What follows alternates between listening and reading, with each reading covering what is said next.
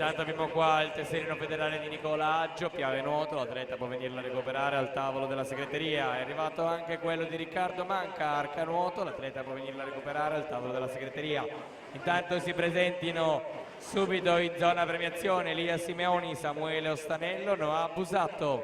Ragazzi, subito in zona premiazione.